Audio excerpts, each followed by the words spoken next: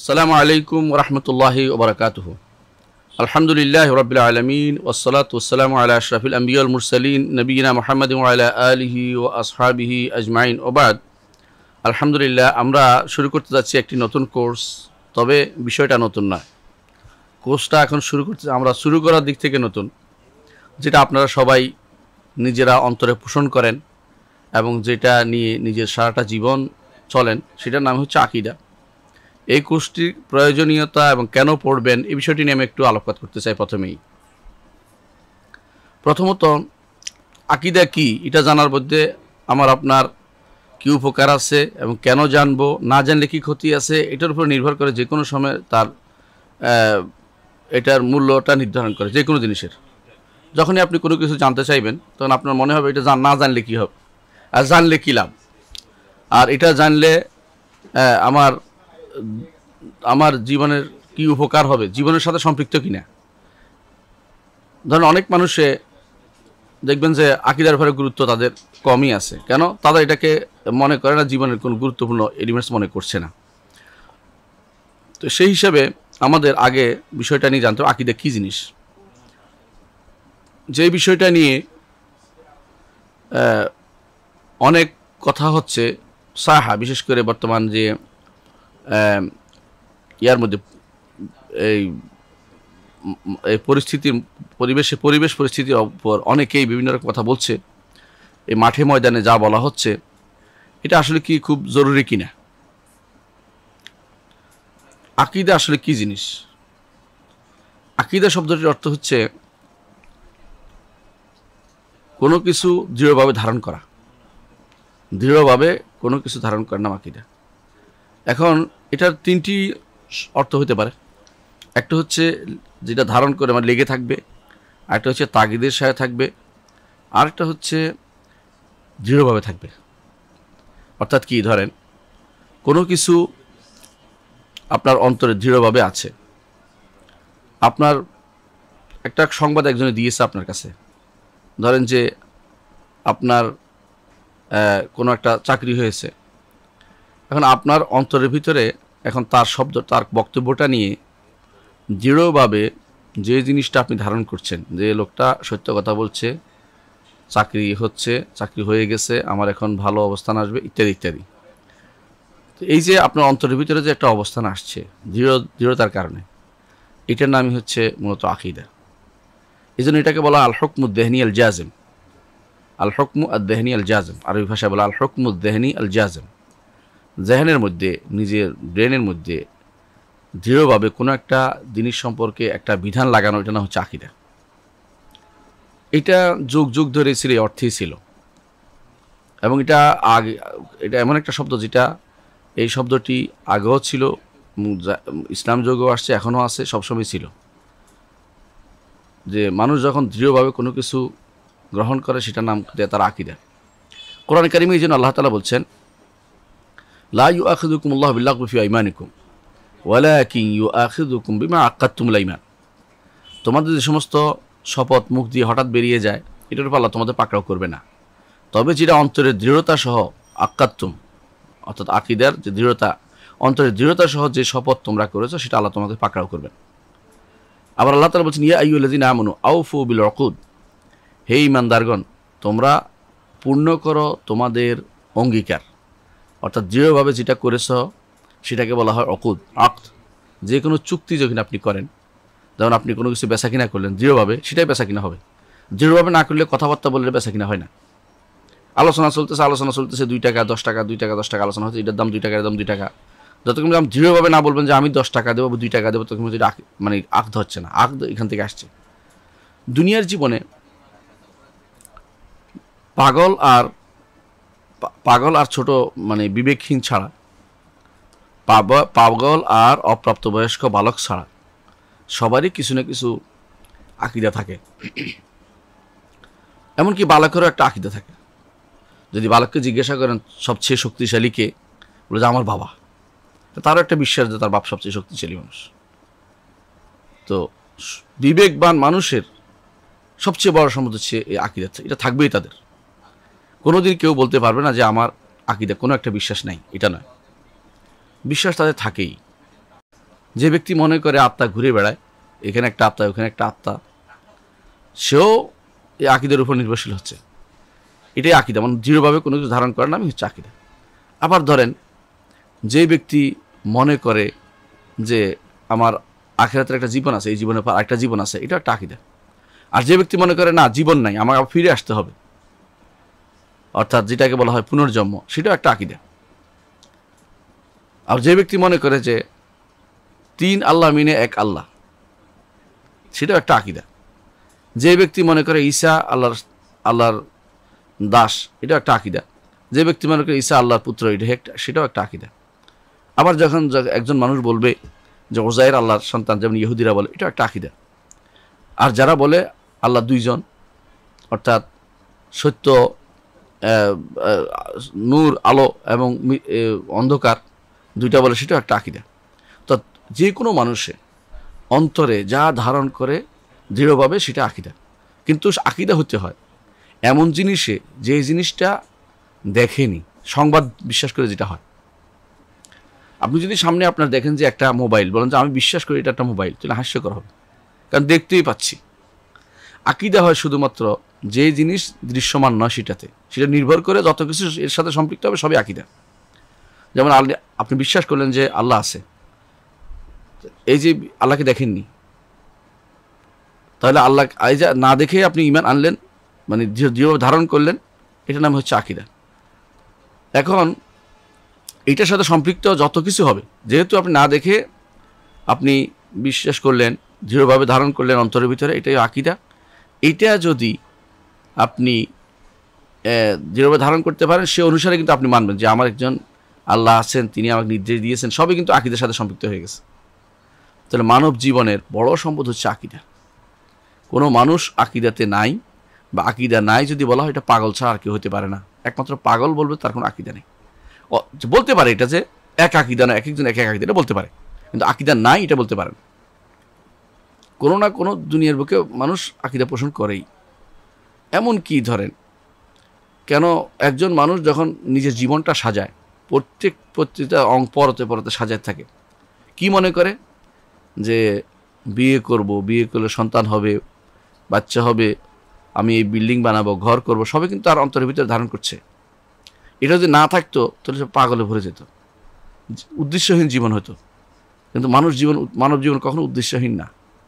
এটা একটা মানব জীবনের একটা অবিচ্ছেদ্য অংশ হচ্ছে আকীদা। তাহলে আমরা কি বুঝলাম, যে প্রথমত বিবেকবান মানুষের অমূল্য সম্পদ হচ্ছে আকীদা। দ্বিতীয়ত আকীদা মানব প্রকৃতির অবিচ্ছেদ্য অংশ, কখনো আলাদা হয় না।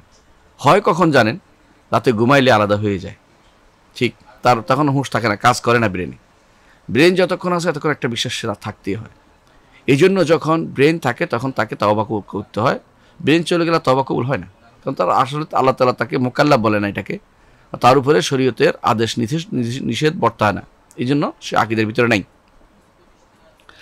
তাহলে পুরো যেটা বুঝলাম যে অমূল্য সম্পদ এক, দ্বিতীয়ত অবিচ্ছেদ্য অংশ, আমাদের জীবনের সাথে পুরোপুরি সম্পৃক্ত। আপনি যে মসজিদে যান, কেন? আল্লাহ খুশি হবে। আল্লাহকে দেখছেন? দেখেননি। কেন?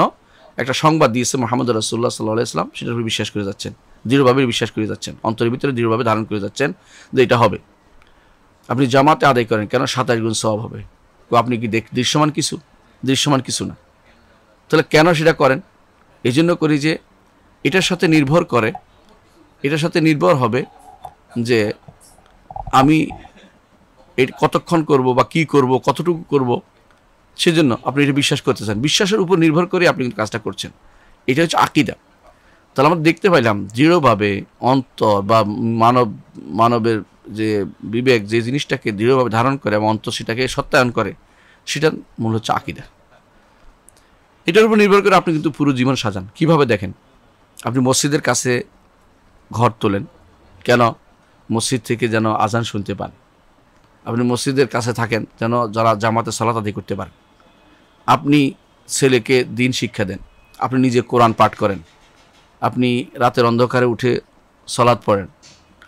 এসবই এই জন্য যে আমি এক সত্তা বিশ্বাস করি, এক সত্তার উপর দৃঢ় আস্থা আছে আমার, যিনি আমাকে এটার সওয়াব দিবেন। এর উপরে নির্ভর করে পুরোটা জীবন সাজায়, এবং এর উপর নির্ভর করে আপনি দেখবেন যে একজন মানুষ তার সন্তানকে বড় করে, নিজের উপর বড় হয়, মৃত্যুর সময় সে চিন্তা করে যে আমি যেন এটার উপরে মারা যাই, এটা নির্ধারণ করে দেয়, বলে দেয়। ঠিক অনুরূপভাবে আকীদা এমন একটি জিনিস যেটার ভিত্তিতে মানুষ তার সমাজ এবং রাষ্ট্র গড়ে তোলে। আকীদার উপর ভিত্তি করে মানুষ সমাজ ও রাষ্ট্র গড়ে তোলে। আপনি দেখছেন একজন মানুষ যখন ক্ষমতাসীন হয় তখন যেটা বিশ্বাস করে সেটাই বাস্তবায়ন করে। যদি নাস্তিকতা বিশ্বাস করে, নাস্তিকতা বাস্তবায়ন করার জন্য চেষ্টা করে। এটাও একটা আকীদা। নাস্তিকতা একটা বিশ্বাস, নাস্তিকতা সেটাও একটা অন্তর ধারণ করছে সে, এটাও একটা ধারণ করা জিনিস, অন্তর থেকে দৃঢ়ভাবে ধারণ করে এটা বাস্তবায়ন করতে চায়। মাও সেতুং বলেন, কার্ল মার্কস বলেন, অথবা এই জাতীয় যারা আছে, কিম সুং অথবা কিম জং, এগুলি যারা আছে, যারা সবাই কিন্তু এরকম একটা যে কোনো একটা জিনিসকে ধরে আছে যে এইটাই হচ্ছে শুদ্ধ, এইটাই করতে হবে আমাকে। তাহলে আকীদা নাই এমন কেউ হতে পারে না, তা থাকবেই। এটার উপরে সমাজ গড়ে তোলে। সমাজে অনাচার হলে বলে যে এটা এই হয়েছে, অন্যায় হয়েছে, তার আকীদা বিশ্বাস যে এটা গুনাহ হইতে হবে আমাদেরকে, এই জন্য আমাকে পাকড়াও করা হবে, ধরা হবে, এই জন্য শান্ত রাখতে চায়। অথবা সে মনে করে যে অশান্তি বীজ বহন করলে রাষ্ট্র টিকবে না, সমাজ টিকবে না, আমারও ক্ষতি হতে পারে, শুধু দুনিয়া দেখেও সে কাজ অন্যায় বন্ধ করতে পারে অন্যায় কাজ। তো এটাও আকীদার ভিত্তিতে নির্ভর করে। সমাজ ও রাষ্ট্র সবই সে আকীদার ভিত্তিতে নির্ধারণ করে। আকীদার কারণেই মানুষ ভালো মন্দ নির্ধারিত হয় বা মানুষের কাছে। আপনি যখনই কোনো কাজ করবেন তখন আপনার মনে হবে যে আসলেই আমি যে কাজটা করছি এই কাজটা করা ভালো কি মন্দ। আকীদার কারণেই কেউ চুরি বন্ধ করে, আকীদার কারণেই কেউ মানুষকে দান করে। ভালো মন্দ এখানে নির্ধারিত হচ্ছে আকীদার কারণেই। চুরি বন্ধ করে কেন? যে জন্য জবাবদিহি করতে হবে আখিরাতে, অথবা ধরা পড়লে আমাকে অপমানিত হতে হবে, শুধু দুনিয়ার জীবনে হতে পারে, এটাও কেউ কেউ করে। অথবা কেউ করে যে আমি আমার মর্যাদাকে ভুলুণ্ঠিত করব না, আমি আমার মর্যাদাকে সমুন্নত রাখবো, এই জন্য সে আকীদাটাকে ধারণ করে। আকীদা থাকে তার একটা। আবার দেখেন আকীদার কারণেই শত্রু এবং বন্ধু হয়। দুনিয়ার জীবনে শত্রু বন্ধু একমাত্র আকীদার কারণেই হয়। এই আকীদার কারণেই যুগ যুগ ধরে শত্রু বন্ধু নির্ধারিত হয়েছে। এখনও অমুকের দোস্ত অমুক, কেন? অমুকের আকীদা এক মিল আছে, আকীদার অমুকের সাথে অমুক শত্রুতা, এই জন্য আকীদার মিল নেই, এই জন্য তার শত্রু হইতে পারে বা বন্ধু হইতে পারেনি। শুধু এটা নয়, আপনি দেখুন আকীদার কারণেই আল্লাহ তাআলা যখন দুনিয়াতে পাঠিয়েছেন তখন বলে দিয়েছেন ইম্মা ইয়াতিয়ান্নাকুম মিন্নি হুদান ফামান তাবিআ হুদায়া ফালা খাউফুন আলাইহিম ওয়া লা হুম ইয়াহজানুন। আকীদা বিশ্বাস আপনার এটা, আকীদা রয়ে গেছে আপনার এটা, দৃঢ় বিশ্বাস অন্তর ধারণ করে আছেন যে আল্লাহ তাআলা যখন আমাদেরকে পাঠিয়েছেন, আপনি দেখেন না কখন পাঠিয়েছেন, আদম আলাইহিস সালাম যখন পাঠিয়েছেন তখন কী বলেছেন? ইম্মা ইয়াতিয়ান্নাকুম মিন্নি হুদান, তোমাদের কাছে আমার হেদায়েত আসবে, আমার হেদায়েত যখন আসবে, ফামান তাবিআ হুদায়া ফালা খাউফুন আলাইহিম ওয়া লা হুম ইয়াহজানুন, যদি আমার হেদায়েতকে অনুসরণ করে তাহলে তার কোনো খৌফ নাই, ভয় নাই এবং কোনো পেরেশানিতে নিযুক্ত হবে না। এই জন্য সে দুনিয়াতে এসে আল্লাহর হেদায়েত অনুসরণ করার চেষ্টা করে। কিসের উপরে? আল্লাহর আকীদা, এই বিশ্বাসের উপরে যে আল্লাহ তাআলা এটা পাঠিয়েছেন। অথচ আপনি দেখেন না কিতাব নাজিল করতে। রাসূল হিসেবে একদম দাবি করছে, আপনি তাকে বিশ্বাস করছেন কী হিসাবে? এই জন্য বিশ্বাস করছেন যে রাসূলুল্লাহ সাল্লাল্লাহু আলাইহি ওয়াসাল্লাম তাকে আপনি সত্যবাদী বলে বিশ্বাস করছেন। অথচ আপনি তাকে সত্যবাদী বিশ্বাস, অনেক সময় দেখবেন তাকে আপনি সত্য বলছেন যে এটার জন্য আপনি শুধুমাত্র তার অবস্থার উপর নির্ভর করে তাকে আপনি দৃঢ়ভাবে ধারণ করে রাখছেন। অথচ তাকে আপনি আল্লাহ কখন সরাসরি আপনাকে বলে দেন নাই যে এই হচ্ছে আমার রাসূল, এটা বলে দেন নাই। অথবা আল্লাহকে না দেখে তার রাসূলকে বিশ্বাস করার যে দিক, এটাই হচ্ছে আকীদা। আল্লাহর কিতাব নাজিল করে, যুগ যুগ ধরে কিতাব নাজিল করেছেন। আপনি আমরা দাবি করলাম, এই যে দাবি, এটাকে আপনি দাবি করলেন, অন্তর ধারণ করছেন এবং এটা প্রসার করেন, এটাকে ঠিক রাখেন, এটাও আকীদা। আপনি বলেন যে কবরে আযাব হয়, এটাও আকীদা। আপনি বলেন যে মৃত্যুর পর মানুষ আর আসতে পারে না, এটাও আকীদা। আপনি বলেন যে জিন আছে, এটাও আকীদা। আপনি বলেন যে ফেরেশতা আছে, এটাও আকীদা। আপনি বলেন যে আখিরাত হবে, এটাও আকীদা। হাসরের মাঠে কী হবে, এটাও আকীদা। আপনি বলেন যে জান্নাত আছে, এটাও আকীদা। আপনি বলেন জাহান্নাম আছে, এটাও আকীদা। এর অর্থ হচ্ছে আপনি বলেন, হ্যাঁ, যে ব্যক্তি বলে জাহান্নাম নাই সেটাও আকীদা, যে ব্যক্তি জাহান্নাম নাই সেটাও আকীদা।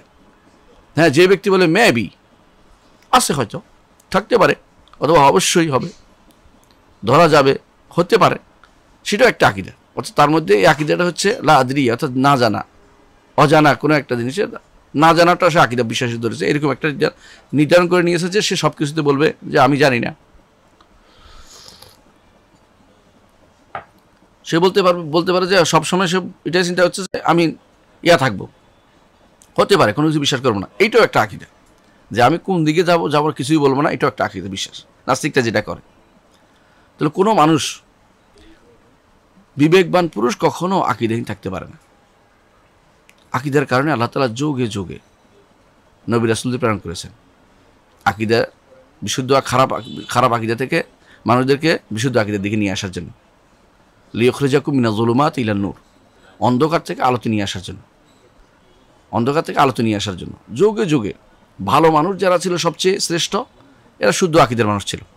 আর যারা খারাপ মানুষ ছিল, এটা অশুদ্ধ আকীদার মানুষ ছিল এরা। তো এদের মধ্যে সবসময় যে দ্বন্দ্বটা হয়েছে, এটা কি জন্য? আকীদার কারণে হয়েছে। আকীদার কারণে দ্বন্দ্বটা হয়েছে, এবং এমন দ্বন্দ্ব, যে দ্বন্দ্বের কারণে আযাব নাজিল হয়েছে, গজব নাজিল হয়েছে, যে দ্বন্দ্বের কারণে মানুষে একে অপরকে হত্যা পর্যন্ত করেছে। এই আকীদার কারণেই সমস্ত নবী রাসূল যখন প্রেরিত হয়েছে, মুহাম্মদ রাসূলুল্লাহ সাল্লাল্লাহু আলাইহি ওয়াসাল্লামকে আল্লাহ তাআলা পাঠিয়েছেন। এই জন্য তিনি মক্কার জিন্দেগিতে যেমন আকীদার দাওয়াত দিয়েছেন, মদিনার জিন্দেগিতে তেমনি আকীদার দাওয়াত দিয়েছেন। পুরো জীবন আকীদার মধ্যে ছিল, এমনকি মৃত্যুর সময় পর্যন্ত আকীদার কথা বলে গেছেন। কি বলেছেন? যে ইহুদি নাসারার উপর আল্লাহ লানত হোক, তারা তাদের নবী এবং নেককার বান্দাদের কবর উপরে কি করেন? একটা সৌধ নির্মাণ করে। এটার উপর তিনি বলছেন, আমি তোমাদেরকে নিষেধ করছি তা থেকে। সেটাও আকীদা ভিত্তিক, মৃত্যুর আগেও এটা বলে গেছেন। তাহলে আমরা দেখতে পাচ্ছি পুরো জীবনটা কোনো মানুষ এমন নাই, মানুষ মানে বিবেক যার আছে তার আকীদার দরকার আছে, ফেরেশতাদের আকীদা দরকার আছে, এমনকি জিনদেরও আকীদা আছে। আর যেই 3টি প্রজাতি পৃথিবীতে আছে, শ্রেষ্ঠ প্রজাতি বলে বিবেচিত, একটি হচ্ছে মালাইকা, তারা কোনো ভুল করে না, ভুল করার মতো জিনিস নিয়ে তারা ভুল করে না, অবাধ্য হয় না। এটা আল্লাহ বলে দিয়েছেন, লা ইয়াসুনাল্লাহ মা আমারাহুম ওয়া ইয়াফআলুনা মা ইউমারুন। আল্লাহ যা নির্দেশ দিয়েছে সেটা পালন করে, আল্লাহর নির্দেশের বাইরে কোনো, আল্লাহ নির্দেশ করলে সেটা অবাধ্য তারা প্রকাশ করে না কোনোদিন। এটা একটা গ্রুপ। আরেকটা গ্রুপ হচ্ছে শয়তান। সেটা কি করে? অবাধ্যতার উপরে তারা বড় হয়েছে, তারা অবাধ্যতার উপরে তারা আছে। আরেকটা গ্রুপ আছে যাদের বিবেক দিয়েছে আল্লাহ তাআলা, সেটা হচ্ছে অবাধ্যতা যেমন আছে তাদের মাঝে আবার বাধ্য হওয়ার প্রবণতা আছে। এরা আবার দুইভাবে বিভক্ত। মানুষ সাথে সাথে জিনদের মধ্যে একটা অংশ, জিন বলা হয়, এই জন্য জিনদের একটা অংশ আবার বাধ্য হবে। এরা তো সৃষ্টি যারা, শ্রেষ্ঠ সৃষ্টি যারা, এতে কোনো সন্দেহ নাই যে মানুষ, ফেরেশতারা এবং জিন, 3 জাতি হচ্ছে শ্রেষ্ঠ সৃষ্টি। এর মধ্যে প্রত্যেকেরই কিছু কিছু আকীদা আল্লাহ তাআলা বর্ণনা করেছেন কোরআনে কারিমে। এরা প্রত্যেকে আকীদা পোষণ করে। তাহলে আকীদা পোষণ যার নাই, যে ব্যক্তি বলে বা যারা বলে যে আকীদা ছাড়া সে থাকাটা এক সম্ভব, এটা অসম্ভব জিনিস, এটা বেহুদা কথা, মিথ্যা কথা। এই যে আকীদা ছাড়া থাকতে পারবে একটা মানুষ, এটা একটা আকীদা, সেটাও একটা আকীদা। কারণ সে মনে করতেছে এটা আমার ধরে রাখা দরকার, এই অবস্থায় আমি থাকবো, এটা মন ধারণা অন্তর থেকে দৃঢ়ভাবে বিশ্বাস করে আছে। তাহলে কোনো বিবেকবান আকীদায় থাকতে পারে না। এই জন্য বিবেকবান নয় যারা, তাদেরকে আল্লাহ তাআলা এই জন্য পাকড়াও করবেন না। এদেরকে হাসরের মাঠে পরস্পরের যখন বিচার হয়ে যাবে, যে তার শাতুল কারনা, শিংওয়ালা ছাগল যদি শিংবিহীন ছাগলকে গুঁতো দিয়েছে, সেটা কমপ্লিট করে দিয়ে তাদেরকে মাটির সাথে মিশিয়ে দেওয়া হবে। কিন্তু যাদেরকে আল্লাহ তাআলা বিবেক দিয়েছেন, তাদের মধ্যে যারা অন্যায় করে না, জান্নাতে যাবে তারা। হ্যাঁ, যারা কোনোদিন অন্যায় করেনি, ফেরেশতা তারা। আর যারা অন্যায় করেনি, মুসলিম হয়ে বা জিন হয়ে, তারা জান্নাত, মুসলিমরা, বিশুদ্ধ মতে ঈমানদাররা, মানবরা জান্নাতে যায়, মানুষরা। আর মানুষরা সব যারা অন্যায় করে তারা জান্নাতে যাবে। আর জিনরা, তারা যদি অন্যায় করে তাহলে জাহান্নামে যাবে। আর মানুষদের মধ্যে যারা অন্যায় করে তারা জাহান্নামে যাবে।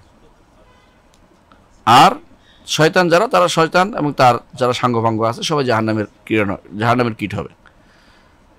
তাহলে পুরো জিনিসটা একজন মানুষের, এই যে আমি একটুক্ষণ যা বললাম, এটা একটা আকীদা, এটা শুদ্ধ হওয়া দরকার এবং এটা দলিল ভিত্তিক হওয়া দরকার। তো আকীদা কেন শিখতে হবে না? অনেক মানুষ আছে আকীদা নিয়ে খুব ঝগড়া করছে আজ, বহুত দেখবেন। কেউ বলে যে আকীদা শব্দটি নাই। শব্দের ধাঁধার ভিতরে থাকলে কিন্তু সমস্যা আছে। কেন? আপনি একটা শব্দ যদি কোনো শরীয়তের একটা, ইসলামী শরীয়তের একটা মৌলিক নীতিমালা হচ্ছে, এটা মৌলিক নীতি। সেটা কি? লা মুশাহাতা ফিল ইসতিলাহ, পরিভাষায় কোনো ঝগড়া নেই। পরিভাষা নিয়ে কোনো ঝগড়া করা যাবে না, পরিভাষা নিয়ে কোনো ঝগড়া করা যাবে না। ওই সময় ঝগড়া করা যাবে যখন এর মধ্যে কোনো ক্ষতির দিক থাকে বলে আলেমরা বলেছেন, শুধু এক ধারণা করলে হবে না। যেমন এটার নাম কম্পিউটার, এটার নাম মাইক, এটার নাম চার কাপ। এখন তো বলতে আমি চার কাপ বলবো না, কেন? কাপ বলতে এটা মনে ওইটা মনে, আমার কাপ বললে মন খারাপ হয়ে যায়, কাপ বলবো না, আমার বাবার নাম ছিল কাপ মিয়া, এই জাতীয় কথাবার্তা যদি কেউ বলে তাহলে তো বোঝা গেল তার সমস্যা, এটা ব্যক্তির সমস্যা। ব্যক্তির সমস্যা কোনো সামষ্টিক সমস্যা হইতে পারে না, সামষ্টিক সমস্যা হইতে পারে না। আকীদা নিয়ে যারা বাড়াবাড়ি করে তারা আসলে এই পর্যায়ে আছে। এমন একটা শব্দ আপনি এটার জন্য ব্যবহার করেন যে আসলে মানুষের অন্তরে যে জিনিসটা দৃঢ়ভাবে ধারণ করেছে, কোন শব্দটি ব্যবহার করতে পারবেন আপনি? আকীদা ছাড়া কিছু ব্যবহার করতে পারবেন না। কারণ যদি ঈমান বলেন, সমস্যা হচ্ছে ঈমান কোনো কাফেরের হয় না। ঈমান শুধু শারীরিক পরিভাষা, শুধু একটি শারীরিক পরিভাষা। যদি বলেন যে আমি বলবো সুন্নাহ, তাহলে সুন্নাহ রাসূলুল্লাহ সাল্লাল্লাহু আলাইহি ওয়াসাল্লামের আদর্শ, তো এটা ঈমানদারদের হয়। বাইরের কারো আদর্শ এটা আপনি সুন্নাহ হিসেবে ব্যবহার করতে পারছেন না। আবার ধরেন যদি বলেন যে আমি শরিয়া বলবো, তাও ইসলামী শরীয়তের অংশ, ভিতরের অংশ। আবার যদি আপনি বলেন যে না আমি সুন্নাহ শরিয়া কোনোটাই বলবো না, আমি তাওহীদ বলবো, তাহলে এটা ভিতরের অংশ। এমন একটা পরিভাষা আপনার দরকার, যেই পরিভাষার মাধ্যমে দুনিয়ার যত তাবৎ মানুষ আছে, সে ইমানদার হোক, কাফের হোক, সে জাহেল হোক, মূর্খ শিক্ষিত হোক, অথবা সে বিদ্বান হোক, সে নাদান হোক, যে অথবা সে বিভিন্ন ইজমে বিশ্বাসী হোক, যত কিছু হোক, সবাইকে যদি একসাথে করে একটা শব্দ ব্যবহার করতে, তাদের জন্য শব্দ আকীদা শব্দ ছাড়া বিকল্প কোনো শব্দ নেই। আপনি ব্যবহার করতে পারবেন না অন্য সবার জন্য সেটা। যদি আপনি শুধু ঈমানদারদের দাওয়াত দেন, ঈমানদারদের কথা বলেন, আপনি বলতে ঈমান আসেন, ঈমানের কথা শোনাবো আপনাকে। সাহাবায়ে কেরাম যেমন বলতেন তাআলাউ নাজদাদ ঈমানান, আসো আমরা ঈমানের কথা শুনি, কিন্তু তারা অন্যের ব্যাপারটা বলতেন না। সেটা অন্যের ঈমানের দিকে আহ্বান জানাতে, ঈমান গ্রহণ করার জন্য, ঈমান গ্রহণ করার জন্য আহ্বান জানাতেন। সেই জন্য এমন একটি শব্দ দরকার আছে, যেই শব্দটির কারণে পুরো সমস্ত মানব গোষ্ঠীকে, সমস্ত মানুষকে এবং সমস্ত জিনদেরকে, সমস্ত ফেরেশতাদেরকে, বিবেকবান তিনটি বড় সৃষ্টি, এদেরকে যেই পরিভাষা দিয়ে আপনি একসাথে আলোচনা করতে পারেন, সেটা হচ্ছে আকীদা শব্দটি। তাই বলে আকীদা শব্দটি যারা বাড়াবাড়ি কিছু কেন করে জানেন? দুই শ্রেণীর লোক আছে। এক শ্রেণীর লোক আছে তারা আকীদা সম্পর্কে আসলে জানে না, না জানার কারণে বিরোধিতা করছে। আরেক শ্রেণীর লোক আছে আকীদা আগেই নষ্ট আছে, এখন আকীদার কথা বললে মানুষকে তারা আকীদার কথা বলতে চায় না, নিজে নষ্ট আছে, তো অন্যদেরকে আকীদার কথা বলে তো মানুষ বিভক্ত হয়ে মনে করে, এই জন্য তারা বলতে চায় না। এই জন্য তারা বলে আকীদায় বিভক্তি তৈরি করে, আকীদায় এই বিভক্তি তৈরি করে, ওই বিভক্তি তো কাম্য আমাদের। এক করার কথা বনি আদম সবটা এক ছিল যখন যখন সহি আকীদায় ছিল, বিশুদ্ধ আকীদায় ছিল, একটা আকীদায় ছিল। আল্লাহ তাআলা কি বলছেন? কানা নাস উম্মাতান ওয়াহিদা, সমস্ত মানুষ এক উম্মত ছিল। ফাবাআথ আল্লাহু নবিয়্যিন ওয়া মুবাশশিরিন ওয়া মুনযিরিন, তারপর আল্লাহ তাআলা নবীদেরকে পাঠালেন মুবাশশিরিন ওয়া মুনযিরিন, সুসংবাদদাতা এবং ভীতি প্রদর্শনকারী হিসেবে। অন্য বর্ণনা আছে, কারণ অন্য আয়াতে আসছে কানা নাস উম্মাতান ওয়াহিদাতান ফাখতালাফু, মানুষ এক উম্মত ছিল, তারপরে মতবিরোধ করেছে। এই জন্য এই বিষয়টির মধ্যে আপনি এই যে এখন আমি একটা কথা বলবো, এটার মধ্যে আপনার বিশ্বাস কীটা আপনি চিন্তা করবেন। কি সেটা? মানুষ যে এক উম্মত ছিল, এক প্রজাতি ছিল, এইটা সত্য কিনা? এক সত্য বিশ্বাস করতে আল্লাহ বলছে। আর বর্তমানে এটা প্রমাণিত, প্রুভড হয়ে গেছে মানুষ একটা আলাদা প্রজাতি, এটার সাথে কারোর সাথে সম্পৃক্ত মিলে না, বানরও নয় অথবা ব্যাঙ্গাসিও নয়, এটা মিলে না, এটা সবাই এখন প্রুভড হয়ে গেছে। যদিও মুখে বলে যে একসময় বানর ছিল, লেজ পড়ে গেছে, অথবা ব্যাঙ্গাসি ছিল, পানিতে ছিল, উপরে উঠছে, অথবা অ্যামিবা ছিল।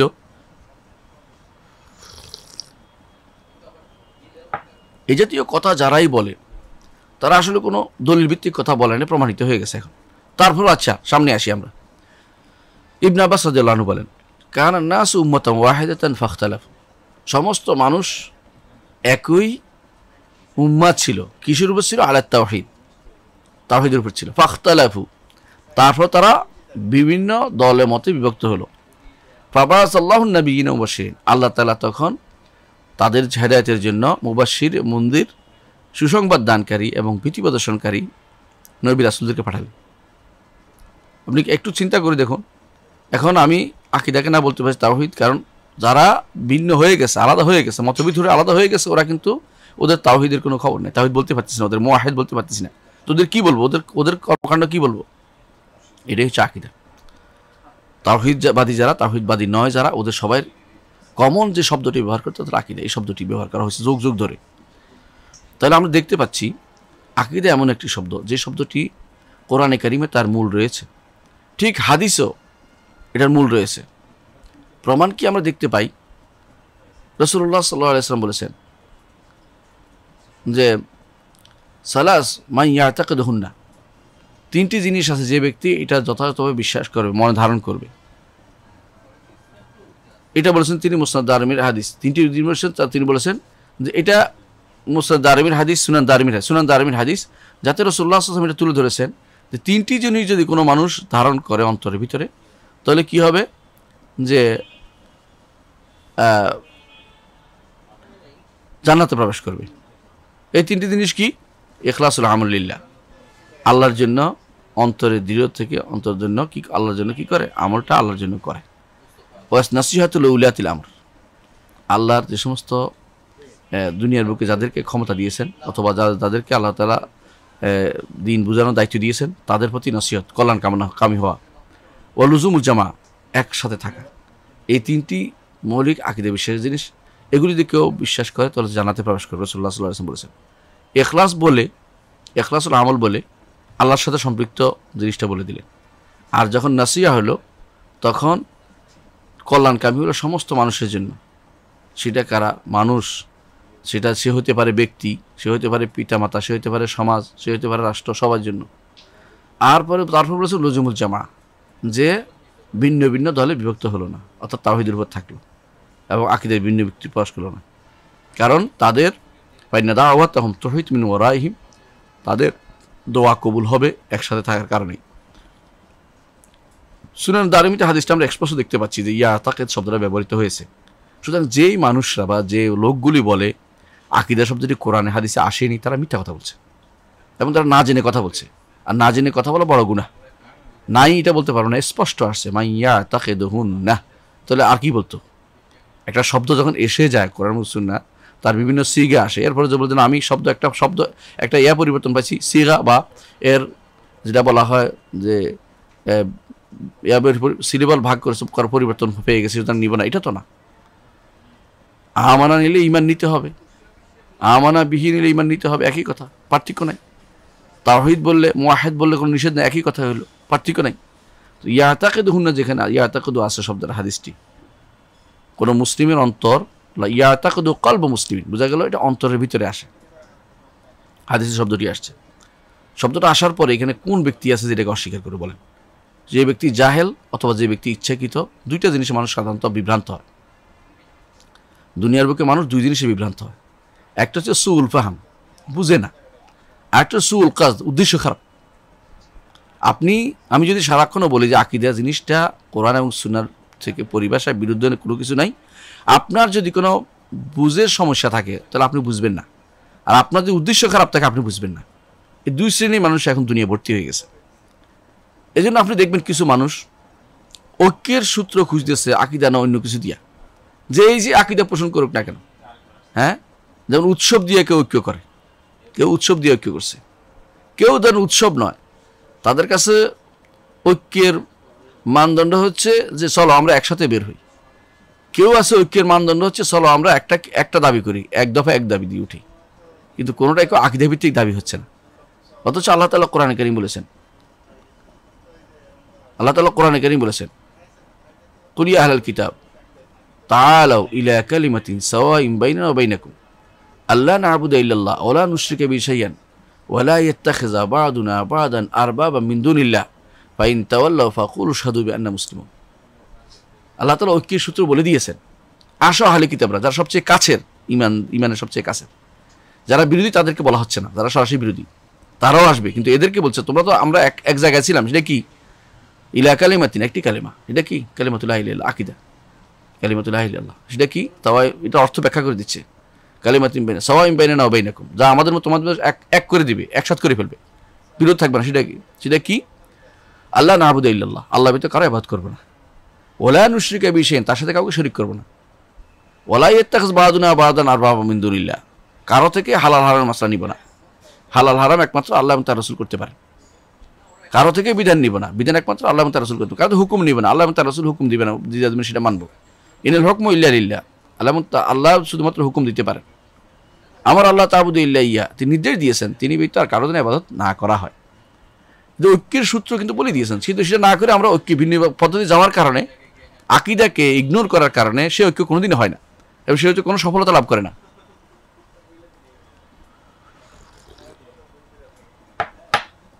মুহাম্মদ রাসূলুল্লাহ সাল্লাল্লাহু আলাইহি ওয়াসাল্লাম সমস্ত নবী রাসূলগণই তারা এই দাওয়াতটাই দিয়েছেন, ইয়া কওম ইবুদুল্লাহ মা লাকুম মিন ইলাহিন গায়রু, হে আমার কওম একমাত্র আল্লাহর ইবাদত করো, তোমাদের এই আল্লাহ ব্যতীত আর কোনো ইলাহ নেই। এটা প্রথম দাওয়াত।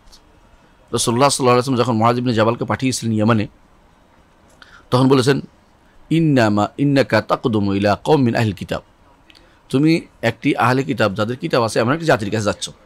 ফালিয়াকুন আউয়ালা মা তাদউম ইলাইহি শাহাদাতু আল্লা ইলাহা ইল্লাল্লাহ, প্রথম যেদিকে তুমি আহ্বান করো সেটা হচ্ছে শাহাদাতু আল্লা ইলাহা, আকীদার দিকে আহ্বান করো। বলে নাই যে সবগুলিকে একসাথ করে ফেলো, এটা বলে নাই।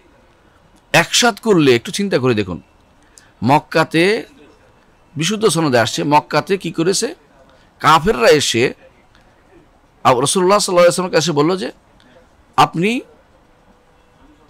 কিছুদিন, আপনি যদি চান আপনাকে আমরা সুন্দরী নারী বিয়ে করে দেব, আপনি যদি চান আপনাকে রাজত্ব দিব, আপনি যদি চান আপনাকে আমরা এটা দেবো ওইটা দেবো, সব কিছু কথা বলেছে। রাসূলুল্লাহ সাল্লাল্লাহু আলাইহি ওয়াসাল্লাম বললেন যে না, আমি তো একটা জিনিস চাই, সেটা হচ্ছে লা ইলাহা ইল্লাল্লাহ, একটি কালেমা। এই কালেমা বললে তোমাদের আরব এবং আজম সবার তোমাদের কাছে তোমাদের অনুগত হয়ে যাবে, সেটা হচ্ছে কালেমাতুল লা ইলাহা ইল্লাল্লাহ। আকীদার দিকে আহ্বান জানিয়েছেন রাসূলুল্লাহ সাল্লাল্লাহু আলাইহি ওয়াসাল্লাম।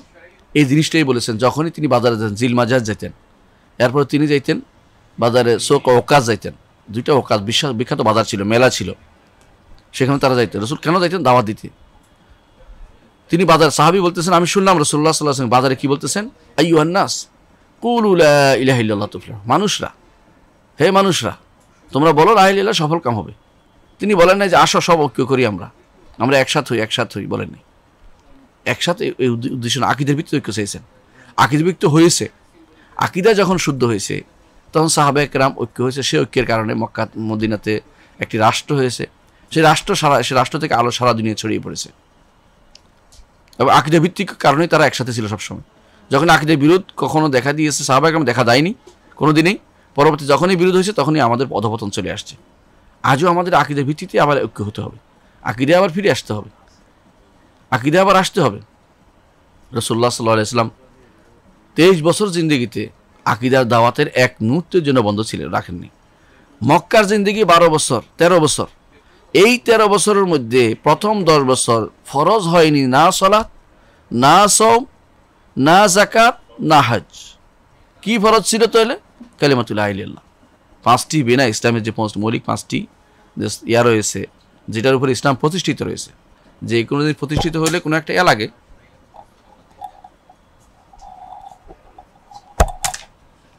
যে কোনো দিন প্রতিষ্ঠিত হতে হলে সেটার জন্য কোনো কিছু এক কিছু উপরে প্রতিষ্ঠিত হয়ে থাকে। ইসলামকে বলেছেন বুনিয়াল ইসলাম আলা খামস, 5টি জিনিসের উপর। কিন্তু চিন্তা করে দেখুন, ইসলাম যদি বেনা যেটার উপর হয়েছে এটা হচ্ছে 5টি জিনিস। প্রথম হচ্ছে কালিমাতুল লা ইলাহা ইল্লাল্লাহ, সুবহানাল্লাহ। এই কালেমাই হচ্ছে দাওয়াত আকীদার, আর কোনো বড় কিছু না। এই কালেমার দাওয়াত, এই কালেমাটা যদি ভালো করে বুঝি আমরা, তাহলে কিন্তু বাকিটা কিন্তু সহজ হয়ে যায়। এই কালেমাটা ভালো করে বুঝি, কালিমাতুল লা ইলাহা ইল্লাল্লাহ, আশহাদু আল্লা ইলাহা ইল্লাল্লাহ, আশহাদু আন্না মুহাম্মাদার রাসূলুল্লাহ, যে এই দুটাই শাহাদাতাইন পুরোটাই আকীদা, আর কিছু না। শাহাদাতাইনের ভাগে হচ্ছে আরকানুল ঈমান। শাহাদাতাইন সারা জীবনে আমাদের বাস্তবায়ন করতে হবে। শাহাদাতাইনের মধ্যে রয়েছে আমাদের মুক্তি, এবং এর মাধ্যমে আমরা এবং আল্লাহ এবং তার রাসূলের সন্তুষ্টি, আল্লাহর সন্তুষ্টি অর্জন করতে পারবো, রাসূলের হাসরের দিন রাসূলের সুপারিশ লাভ করতে পারবো। যে শাহাদাতাইন আমার থাকে, না থাকলে আমি কিন্তু কোনোটাই পাবো না, কোনোটাই হবে না। দুনিয়ার বুকে আপনি ধরেন ঐক্য করলেন, বিশাল কিছু করে ফেললেন, ইসলামের জন্য বা অমুক জন্য জান দিয়ে দিলেন, কিন্তু ইসলাম বুঝলেন না, শাহাদাত আপনার থাকলো না, আপনার এটা কোনো কাজে লাগবে না। আপনার সালাতও হবে না, যাকাতও হবে না, আপনি ইমানদার মানুষের ইমামতি করলেও কাজ হবে না। হয়তো মানুষের সালাত হয়ে যাবে, কারণ মানুষ তো আপনার অন্তর খবর জানেন না। কিন্তু আপনি যদি কোনো কবর পূজারি হন, অথবা মনে করেন যে অন্য কারোর উপরে বড় ধরনের আকীদা পোষণ থাকেন, কুফরি শিরকি, তাহলে কিন্তু আপনার ঈমান কিন্তু নাই, আপনার কিন্তু ঈমান না থাকার, আকীদা না থাকার কারণে, আকীদা শুদ্ধ না থাকার কারণে আপনি আখিরাতে আপনি ক্ষতিগ্রস্ত অন্তর্ভুক্ত হবেন। আপনার জীবনে শিরিক থাকে, কুফর থাকে, নেফাক থাকে, আপনার আমার মতো হতভাগা আর কেউ হবে না যদি এগুলো আমাদের জীবনে থাকে। যেন আকীদার উপর নির্ভর করবে আপনি কি সফল কাম না সফল না, আপনি কি দুনিয়াতে সফল না, এটা আকীদার উপর নির্ভর করবে। ফামান যুহজিহা আনিন নার ওয়া উদখিলাল জান্নাতা ফাকাদ ফাজ। জাহান্নাম থেকে দূরে রেখে জান্নাতে দেওয়া হয়েছে, সে সফল কাম হবে। কখন জান্নাত থেকে দূর রাখবে, জাহান্নাম থেকে দূর রাখবে? যখন সে শিরিক করবে না। যখন জান্নাতে প্রবেশ করাবে, যখন সে তাওহীদের উপর থাকবে, তাওহীদ ঠিক রাখবে, শিরিক করবে না, ঈমান ঠিক রাখবে, কুফরি করবে না, সুন্নাহ ঠিক রাখবে, বিদআত করবে না। এই ব্যক্তি যে ব্যক্তির এরকম আকীদা রয়ে গেছে, এটার উপরে দৃঢ়তা রয়ে গেছে, সে ব্যক্তি শুধুমাত্র নাজাত পাবে, আর সেই সফল কাম হবে। তো সফল কাম হতে হলে দুনিয়া এবং আখিরাত সব জায়গাতেই, দুনিয়াতে হয়তো সাময়িকভাবে কাফেররা সফল হয়ে থাকে, কিন্তু শেষ যে ভালো, যার সব ভালো, তার ঈমানদার মরে গেলেও তার কোনো হার নেই। যার আকীদা শুদ্ধ, সে মরে গেলেও তার কোনো হারার কিছু নেই, হেরে যাচ্ছে না সে, কারণ সে তো এই পথেই মরার কথা ছিল। এটা তার জন্য, এই পথে মরলেই তার জন্য জান্নাত অবধারিত হয়ে যাচ্ছে। আর উল্টাটা করে যতই দিন বাঁচে না কেন, সে তো মরতেই হবে। তাহলে কী লাভ? আকীদা শুদ্ধ না করে কী লাভ? যারা বলে যে আকীদা শুদ্ধ বা আকীদা করা যাবে না, আকীদা বাদ দিয়ে অন্য কিছু করতে হবে, তারা সব হয় মূর্খ না উদ্দেশ্য খারাপ, দুটোর একটা। হয় জাহেল, বুঝে না, তাদেরকে বুঝাতে হবে। উদ্দেশ্য খারাপ, উদ্দেশ্য যেন পরিবর্তিত হয় সেভাবে আলোচনা করতে হবে এবং তাদেরকে বুঝাতে হবে। তারা সবই হচ্ছে পথভ্রষ্ট, যারা পথভ্রষ্ট, কোনো সন্দেহ নেই। এরা যত রকমের চালাকি করুক না কেন, তাদের বোঝা দরকার যে আকীদার জিনিসটাই যুগ যুগ ধরে হয়ে আসছে। কিভাবে? তাবেঈনদের যুগ থেকে আকীদা নামে কিতাব লেখা হয়েছে। তাবেঈনদের যুগ থেকে আকীদা নামে কিতাব লেখা হয়েছে। ইমাম জুহরি আকীদা নামে কিতাব লিখেছেন। ইমাম জুহরি, চিন্তা করে দেখছেন, তাবেঈনদের থেকে ইমাম জুহরি আকীদা নামে কিতাব লিখেছেন, অর্থাৎ আকীদার ছোট করে রিসালা লিখেছেন। অনুরূপভাবে হাসান বসরি রহমতুল্লাহ আলাইহি থেকেও আকীদা শব্দটি ব্যবহৃত আছে। তিনি বলছেন কে আকদা, আহলুল আকদা, তিনি বলতেন, অর্থাৎ যারা খারাপ আকীদা পোষণ করে তাদের কথা বলেছেন, আর যারা ভালো আকীদা পোষণ তাদের কথাও বলেছেন। তাহলে আমরা দেখতে পাচ্ছি যুগ যুগ ধরে ইমাম বুখারী রহমতুল্লাহ আলাইহি উল্লেখ করেছেন জুহরি এটি শব্দটি, আকাদা আলিহি কলবু, স্পষ্ট বলেছেন যে এই যে কলবের মধ্যে যেটা দৃঢ়ভাবে জমে যায়, এটা নাম হচ্ছে, তিনি আকাদা বলছেন এটাকে। আকীদা পরিভাষার যুগে যুগে বহু আলেম কিতাব লিখেছেন। ইমাম তাহাবী রহমতুল্লাহ আলাইহি যিনি কিতাব লিখেছেন, এর আগে ইমাম তাহাবী কি বলতেছেন? বয়ানু আকীদাতে আহলে সুন্নাত ওয়াল জামাআহ। প্রত্যেকটা শব্দ এই জন্য এখানে বলতে পারেন যে জীবনের মাইল ফলক। আহলে সুন্নাত ওয়াল জামাআহ যেমন দরকার, আকীদা শব্দটিও দরকার, ঠিক বয়ানও দরকার, বর্ণনা করা দরকার। এগুলো, এটার নাম হচ্ছে আকীদার দাওয়াত দেয়া। ইবনে আবি হাতেম আর রাজি তিনিও আকীদা এতেকাদ শব্দ ব্যবহার করেছেন। আবু বকর ইসমাইলি তিনি আকীদা শব্দ ব্যবহার করেছেন। আবু বকর হাক্কারি তিনিও আকীদা শব্দ ব্যবহার করেছেন। এটা সবাই কিন্তু প্রাচীন যুগের মানুষ, একদিন দুই দিন না, একেবারে প্রাচীন যুগের মানুষ। তাবেঈন, আতবাউত তাবেঈন, আইম্মা মুজতাহিদিন, এরা সবে এই পর্যায়ের মানুষ। এরা আকীদা শব্দটি নির্দ্বিধায় ব্যবহার করেছেন এবং কোনোদিন কোনো ব্যক্তি, এমনকি যারা খারাপ আকীদা পোষণ করতো, তারাও কোনোদিন বলে না যে এই শব্দটি ব্যবহার করা যাবে না। অথচ দুর্ভাগ্যের বিষয়, বাংলাদেশ সবচেয়ে অবহেলিত জায়গা হচ্ছে আকীদা। একজন মানুষ অনেক কিছু শিখে, কিন্তু আল্লাহ সম্পর্কে কী ধারণা করতে হবে সেটা শিখে নেই। এর কারণ কি জানেন? এর কারণ হচ্ছে আকীদা শব্দটি আসলে কি জিনিস নিয়ে নড়াচড়া করে না বোঝার কারণে। আকীদা দুইটি প্রকার অবশ্যই আছে, একটি হচ্ছে বিশুদ্ধ আকীদা, একটা অশুদ্ধ আকীদা। দুইটা শুদ্ধ অশুদ্ধ দুইটা রকম হয়তো আকীদা হতে পারে। কেন শুদ্ধ অশুদ্ধ এরকম বলছি? দুনিয়ার সব মানুষই বলবে, কিছু মানুষের কথাটা শুদ্ধ না, এটা বুঝতে পারছে, সে স্পষ্ট বুঝতে পারছে কথাটা শুদ্ধ না, যদি আকীদা পোষণ করুক সে। যখন একজন মানুষ বলবে সূর্য দেবতা নেমে আসছে এবং কারো ঘরে গেছে এবং বা সন্তান উৎপাদন করেছে, একটা কথা বলল, আপনি নিজেই নির্দ্বিধায় বলতে পারেন যে এর চেয়ে মানে বাজে কথা আর হইতে পারে না। সূর্য আবার দেবতা হয়ে গেছে, তো আকাশে একটা নক্ষত্র তার দেবতা হলে কি করে সেটা? মানে সেটা আবার নামলো কি করে, কোন নারীর কাছে গেল, কিভাবে গেল, আপনি আশ্চর্য হবেন। সেটা আপনি বলেন এটা কোনো হতে পারে না। ঠিক অনুরূপভাবে কিছু মানুষ যা বিশ্বাস করে আপনি বলেন যে এগুলি বিশ্বাস শুদ্ধ হতে পারে না, এটা আপনার কাছে স্পষ্ট। আবার কিছু জিনিস আপনি দেখবেন যে বিভিন্ন প্রমাণের কারণে আপনি বলেন শুদ্ধ হয়, সেই জিনিসটা আমি বলতে চাচ্ছি। তাহলে আপনি দেখতে পাচ্ছেন আকীদা ছাড়া কোনো থাকতে পারে, বিবেকবান মানুষ থাকতে পারে না। এখন আকীদাটা শুদ্ধ হওয়া জরুরি, কারণ যা মনে করবেন তাই হতে পারে না। গান্ধী বলতেছেন যে তার ধর্ম সম্পর্কে যে আমাদের ধর্মের একটা বড় বৈশিষ্ট্য হচ্ছে এটা নির্ধারিত কোনো আকীদা নেই, যে যা পোষণ করে সেটাই আকীদা। তারা বলে যত মত তত পথ। এটা কিছু মানুষ বিশ্বাস করতে পারে আমাদের দেশে, যত মত তত পথ। এই জন্য দেখবেন তাদের মধ্যে মিলও হয়। কেউ কাদিয়ানী আকীদার, তাও সে তাদের দলে থাকতে পারে, তাদের গোষ্ঠী থাকতে পারে। কেউ মুতাজিলা আকীদার, সেও থাকতে পারে। কেউ শিয়া, সেও থাকতে পারে। আবার দেখবেন সে হয়তো সে কখনো কখনো অন্য ধর্ম বিষয়ে সেটাও তার প্রয়োজনে তার সাথে থাকতে পারে। এই যে সিস্টেমটা, এটা কিন্তু ইসলামিক আল্লাহ, এটা কিন্তু কখনো অনুমতি হতে পারে না, কারণ সব কিছু একরকম হতে পারে না। একরকম হইতে হলে দেখেন, আপনি সব জানেন যে ভালো মন্দ কখনো এক হয় না। একটা মধ্যে ভালো আছে, একটা মন্দ আছে। একজন মানে বিশ্বাস করে যে আপনারা মারলে স্বভাব হবে, আরেকজন মানে আপনাকে যদি বাঁচাই দিতে পারে তার থেকে তার স্বভাব হবে। কোনটা শুদ্ধ? একটা তো শুদ্ধ হইতে হবে, নাকি দুইটাই শুদ্ধ হবে? না, আপনার অবস্থার উপর নির্ভর করবে কোনটা শুদ্ধ হবে। আপনি যদি ইমানদার হন তাহলে আপনাকে বাঁচালে সহ হবে, আপনি কাফের হলে আপনাকে মারলে সহ হবে। তখন যুদ্ধ যখন হবে, অথবা রাষ্ট্রীয় ফরমান অনুসারে, ব্যক্তিগতভাবে নয়। এগুলি সবই হচ্ছে কিন্তু বিশ্বাসের সাথে সম্পৃক্ত, কারণ কোনোটাই আপনি প্র্যাকটিক্যাল ফিল্ডে আপনার কোনো প্রমাণিত জিনিস নয়। প্রমাণিত জিনিস হচ্ছে 2+2 4। প্রমাণিত জিনিস হচ্ছে হাত দিয়ে দেখেছি ভিজা, ভিজা লেগেছে, জিহ্বা দিয়ে দেখেছি মিষ্টি লেগেছে, অথবা তরল লেগেছে, তখন বলবেন যে এটা প্রুভড। এই জন্য জ্ঞানের উৎস 3টি। আমি আবার শুরু করছি, কেন আমি আকীদা শিখব। জ্ঞানের উৎস 3টি। একটি হচ্ছে জ্ঞানের উৎস, একটি হচ্ছে ইন্দ্রিয় গ্রাহ্য জ্ঞান। ইন্দ্রিয় গ্রাহ্য জ্ঞান বিষয়ের দ্বারা সম্পৃক্ত। এটা হলো আমি যা দেখি তা বিশ্বাস করি। একটি গোষ্ঠী আছে যা দেখি না তা মানি না, কিন্তু এটা সে সবসময় থাকতে পারে না। মানুষ এটা সবসময় থাকতে পারে না, এটা তাকে একটা বিশ্বাস করেই যেতে হয়। যখন কাজে যায় তার বিশ্বাস আছে কাজটা শেষ করলে লোকটা আমাকে 10টা টাকা দিবে, এই জন্য সে কাজটা যায়। যদি বলে যে আমি দেখি না, তাহলে আমি যাবো না, সে বাঁচবে? কোনো মানুষ বাঁচে না, মিথ্যা কথা এটা। যখন সে তাকে জিজ্ঞাসা করে তুমি কার ছেলে? অমুকের ছেলে। কীভাবে বিশ্বাস করছেন? আমার মা বলেছে। মা বলেছে, সে বিশ্বাস করে নিয়েছে। এখন যদি বলে আমি বিশ্বাস করি না, কোনো যা দেখি নাই, তাহলে তার বাপটা বিশ্বাস করতে পারবে না, সে যার সন্তান হয়ে যাবে। এটা মিথ্যা কথা। এর অর্থ হচ্ছে, চিন্তা করে দেখুন যে মানুষের ইন্দ্রিয় গ্রাহ্যের জ্ঞানের বাইরে একটা জগৎ আছে যেটাকে মানুষ বিশ্বাস করতেই হয়। যখন আপনি বুঝলেন যে আরেকটা হচ্ছে অভিজ্ঞতা ভিত্তিক জ্ঞান, সেটা কীরকম হয়?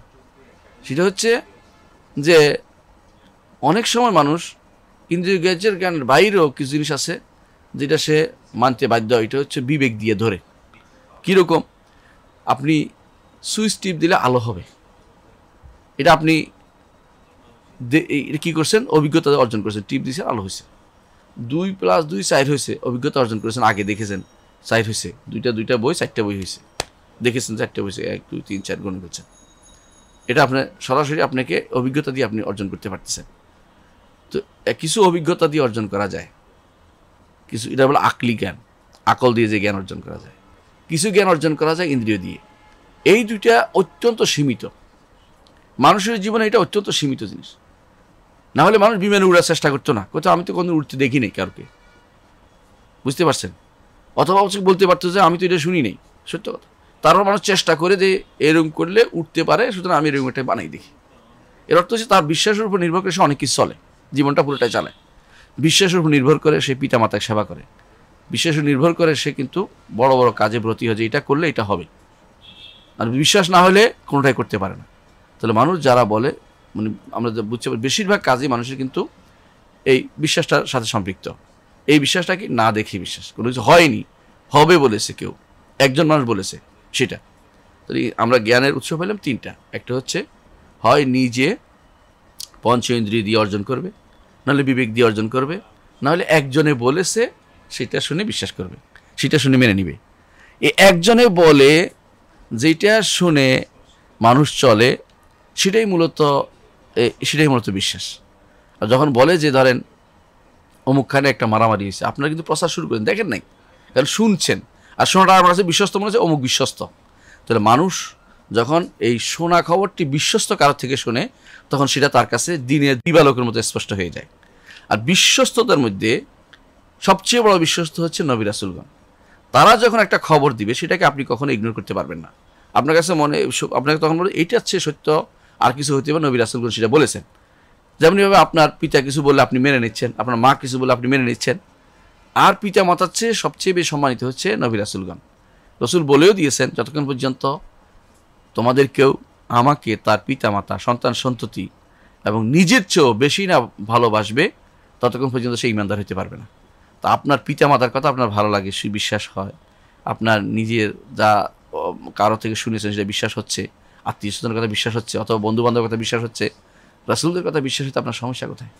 এই যে রাসূলদের কথা বিশ্বাস হয়, এর নামে আকীদা। অর্থাৎ যা আমি দেখিনি, অথচ অন্তরে দৃঢ়ভাবে দেখিনি বা বিবেক দিয়ে অনুভব করিনি, অন্তরে দৃঢ়ভাবে আমি ধারণ করে যাচ্ছি, সেটাই হচ্ছে আকীদা। এই আকীদাটা যদি কোনো আমি কেন পড়তে হবে, এটা? কারণ এইটা দিয়েই আল্লাহ তাআলা আমাদেরকে এইটার উপর বিশ্বাসের উপর নির্ভর করেই জান্নাত জাহান্নাম দিবেন।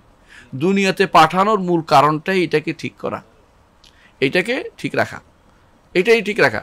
এইটা যখন কোথাও বিচ্ছেদ ঘটেছে, সমস্যা করেছে, নবী রাসূল পাঠিয়েছেন, কিতাব পাঠিয়েছেন, নেককার বান্দাদের পাঠিয়েছেন, এবং আল্লাহর পথে দাওয়াতের যে সওয়াব হবে সেটা বলে দিয়েছেন।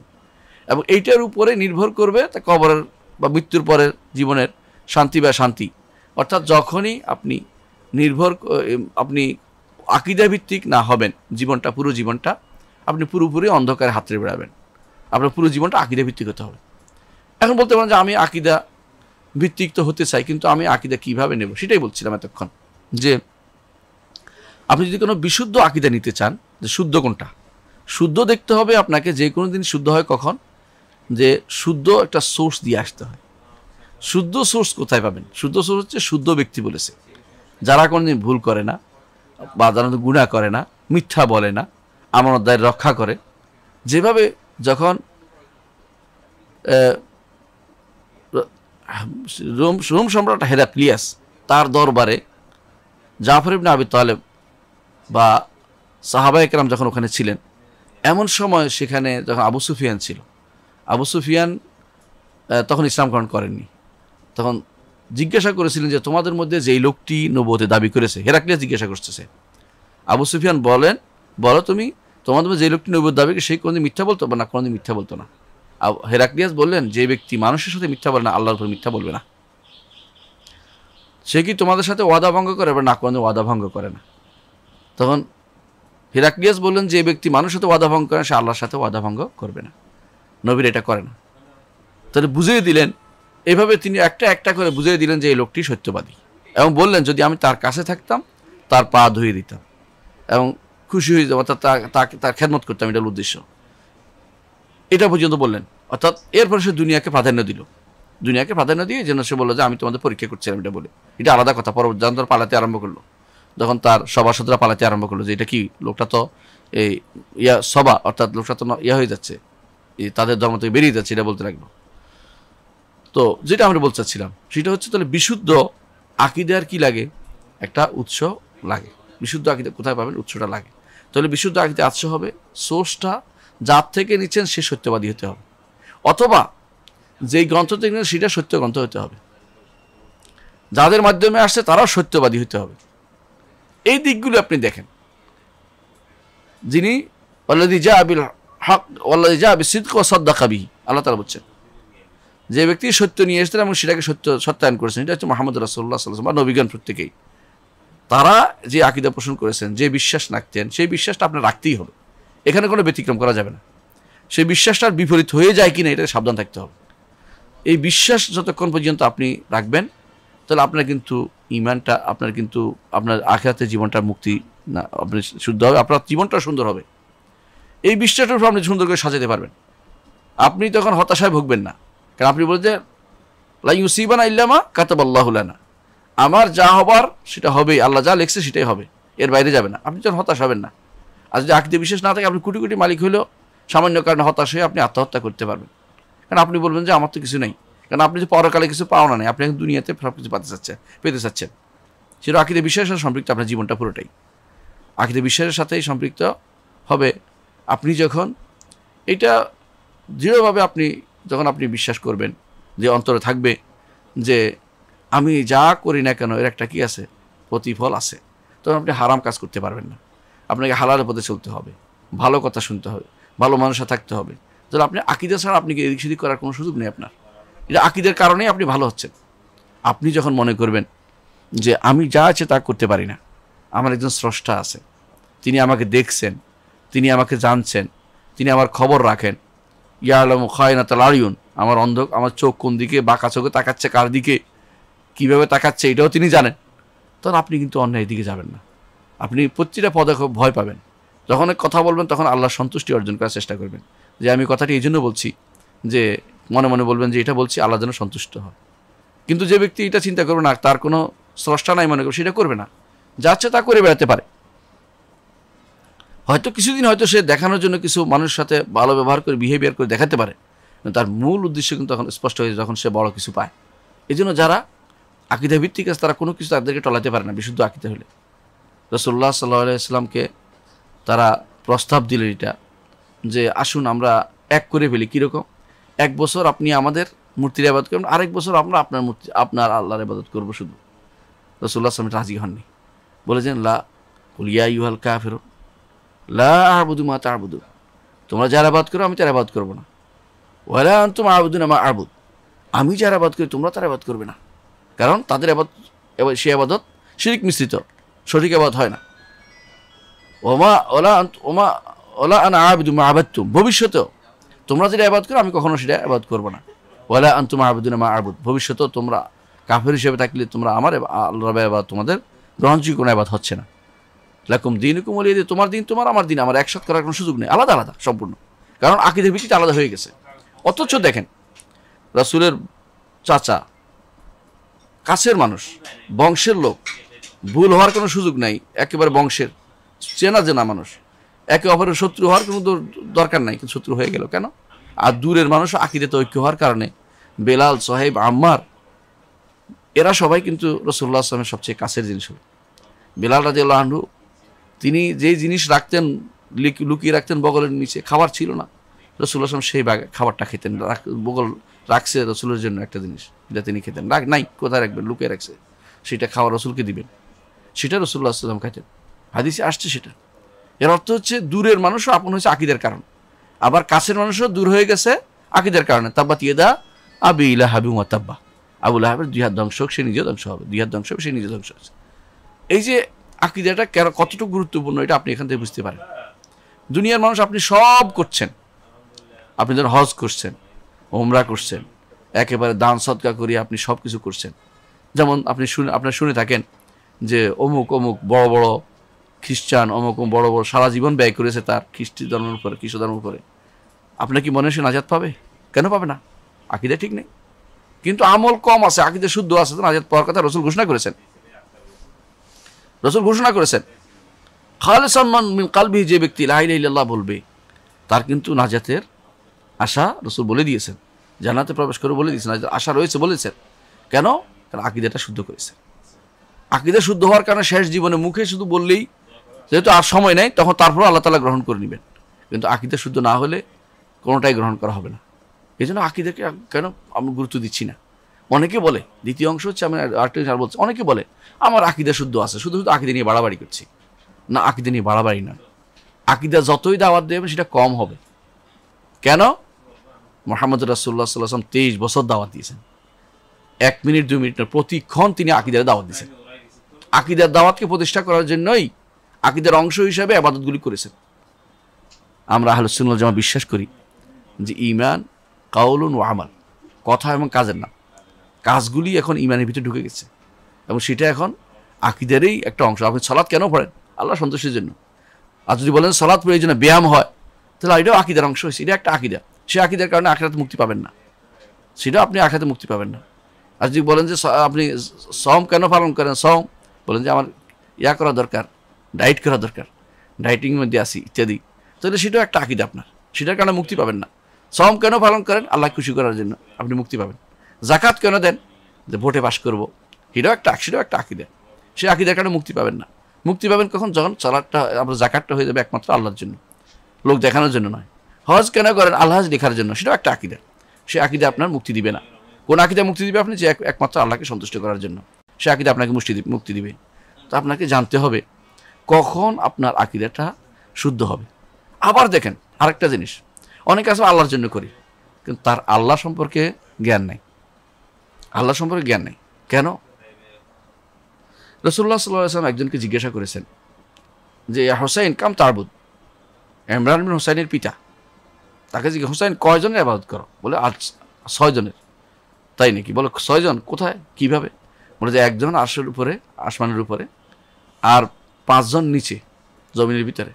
বলছে তুমি যখন বিপদে পড়ো তোমার কার কাছে যাও? বলে যিনি উপরে আরশের উপরে যিনি, তার দিকে যাই। রাসূল বললেন যে এটা তো হতে পারে না, এরা তো তাহলে কিছুই করতে পারে না। তারপর তিনি ইসলাম গ্রহণ করলেন। আপনি দেখেন তাহলে যারা জমিনের ভিতরে আছে এদেরকে আল্লাহ হিসাবে স্বীকৃতি দেয় নাই কে? মুহাম্মদ রাসূলুল্লাহ সাল্লাল্লাহু আলাইহি ওয়াসাল্লাম। তিনি বলছেন যিনি উপরে তার কাছেই সবাই ধর্ণা দিতে হবে। আপনি যদি পোষণ করেন যে আল্লাহ বলতে নিচেরগুলি বুঝায়, আল্লাহ ভিতরেই থাকে, আপনি কিন্তু এখনো আল্লাহ সম্পর্কে জানেন, আপনার আকীদা একটা শুদ্ধ হয়নি, আপনার নামাজও হয় না, জাকাতও হয় না, সওম নেই, কিচ্ছু হয়নি, আপনি কাফের চিরস্থায়ী। যতক্ষণ পর্যন্ত তওবা করে এটা বিশ্বাস না করেন স্রষ্টা এবং সৃষ্টি আলাদা, বিশ্বাস না করেন। আবার ধরেন আপনি অনেক বড় ওলি আল্লাহ হয়ে দরবার খুঁজে বসেছেন, আপনার বিশ্বাসে মানুষ ফানা ফিল্লা হয়, আল্লাহর মধ্যে ফানা হয়, আবার বাঁকা বিল্লা হয়, আল্লাহর মধ্যে বাকি থাকে, অবশিষ্ট থাকে। আপনি তো কাফের আসলে, আপনি কিসের ওলি আল্লাহ? আপনি না ওলিয়া শয়তান, আপনি শয়তানের ওলি। আপনি মানুষ কিভাবে ফানা ফিল্লা হয়? ফানা ফিল্লা কিভাবে হয়? বানোয়াট কথা। কেউ ইবনে তাইমিয়ার ইবাদত একটু নকল করে 10ম খণ্ডের যে ফানা ফিল্লা বাঁকা ফিল্লা রদ করতে ওটি উল্লেখ করেছেন। কি করে? যে অংশ তিনি উল্লেখ করেছেন ওদের সংজ্ঞা দিতে এটাকে উল্লেখ করে ইবনে তাইমিয়া বলছে না, ইবনে তাইমিয়া এর পরের কথা ওনাকে সম্পূর্ণরূপে খণ্ডন করে দিয়েছেন, যেগুলি ইসলামের অংশ নয়, এগুলি বানোয়াট কথা, এগুলি গ্রহণ করা যাবে না, সে অংশটুকু আর আনে না। এই মানুষগুলো এত নিকৃষ্ট জীব যে এরা আল্লাহ তাআলার শিরিক সাব্যস্ত করার জন্য আল্লাহর নেককার বান্দাদের কথা দিয়ে তারা দলিল দিচ্ছে। এ সবই হচ্ছে পথভ্রষ্ট ছাড়া কিছুই নয়। তাহলে আপনি বুঝতে পারছেন যে যারা এই জাতীয়, আবার কেউ মনে করে আল্লাহ নাজিল তার ভিতরে ঢুকে যাচ্ছে, হ্যাঁ, হুলুর বিশ্বাসী হচ্ছে, কেউ বলছে আনাল হক, এরকম বলতেছে, অহংবাদে বিশ্বাসী হয়ে যাচ্ছে এই মানুষগুলো, অথবা কেউ সর্বসরজ বিশ্বাসী হচ্ছে। এরা কিভাবে আকীদা, এদের কি কোন আকীদা প্রশ্ন? যে আকীদা নবী, শুধু আকীদা নয়, নবী রাসূল তো যেটার জন্য নয়, যেখানে রাসূলুল্লাহ সাল্লাল্লাহু আলাইহি ওয়াসাল্লাম তিনি মেরাজে গেলেন, কথায় কথায় বলতে কোরআন আয়াত নাজিল হয়, উপর থেকে আসে, আমাদের আমল উপরে উত্থিত হয়, ইলাইহি সাদুল কালিমাত ওয়াল আমালু সাইয়্যার পাও, সেখানে আপনি বলতেছেন আল্লাহ সব জায়গায়, আপনার আশেপাশে, তাহলে আল্লাহ উপরে উঠে আমল উপরে উঠে কেন? রাসূল উপরে গেলেন কেন? দোয়া করেন কেন উপরের দিকে?